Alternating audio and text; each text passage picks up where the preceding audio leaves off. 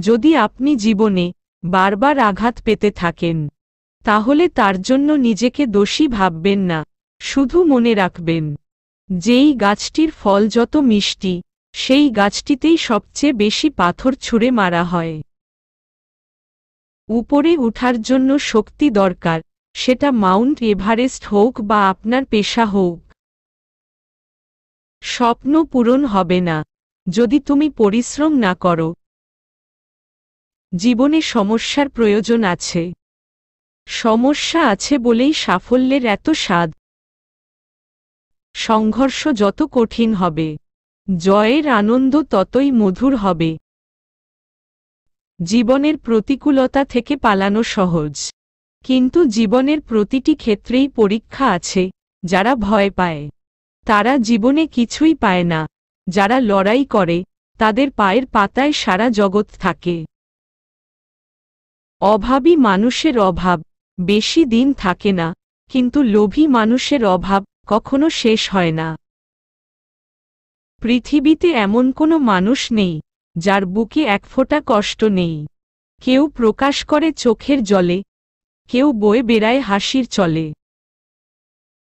মায়ের ছোট্ট পেটে সন্তানের জায়গা হয়, কিন্তু সন্তানের বড় ফ্ল্যাটে মায়ের জায়গা হয় না। কি অদ্ভুত দুনিয়া! জীবনে যত মায়া কমাতে পারবেন, ততই ভালো থাকবেন, কারণ যার জীবনে মায়ার পরিমাণ যতটা বেশি হয়, তার জীবনে কষ্টের পরিমাণটাও ততটা বেশি হয়ে থাকে। চেষ্টা না করে হার মানো না। যদি চেষ্টা করে হেরে যাও, আবারও চেষ্টা করো, জিতে যাবে। সুন্দর চেহারা একদিন বৃদ্ধ হয়ে যায়, কিন্তু সুন্দর ব্যবহার কখনো বৃদ্ধ হয় না। জীবনে এগিয়ে যাও, তবে অন্যকে তুচ্ছ করে নয়। সময় কাজে লাগাও, তবে অসৎ কাজে নয়। জীবনে উন্নতি করো, তবে কারো সাথে প্রতারণা করে নয়।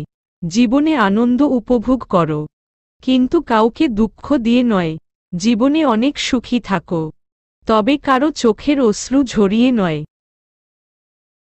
যখন কোনো মানুষের খারাপ সময় যায়, তখন কেউ তার হাত ধরে না, সবাই তার ভুল ধরে। কিন্তু যে কোনো মানুষের খারাপ সময়ে তার ভুল না ধরে, তার হাতটা ধরে একটু সাহায্য করা হলো মানবিকতার পরিচয়। ছোট ছোট ভুলের ক্ষেত্রে সচেতন হন, কারণ একটা ছোট্ট ছিদ্র একটা বিশাল জাহাজকে ডুবিয়ে দিতে পারে।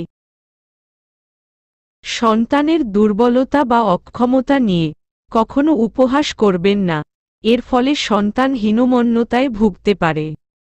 আপনি নিজে যা পালন করেন না, তা কখনো সন্তানকে উপদেশ দিতে যাবেন না, তা সন্তান মানবে না। আপনার সন্তানকে মিথ্যা আশ্বাস দিবেন না। যদি আশ্বাস দেন, তবে অবশ্যই তা পূরণ করবেন, না হলে আপনার কথার উপর সন্তানের বিশ্বাস উঠে যাবে। কখনো নেতিবাচক কথা বলবেন না। সন্তানকে গর্দভ, অপদার্থ ইত্যাদি বলে গালি দিবেন না। পিতামাতার নেতিবাচক কথা সন্তানের মনোজগতে স্থায়ীভাবে গেঁথে যায়। অতি আদর বা অতি শাসনের মধ্যে দিয়ে শিশুকে বড় করবেন না। আদর ও শাসনের সুন্দর সমন্বয় রাখবেন।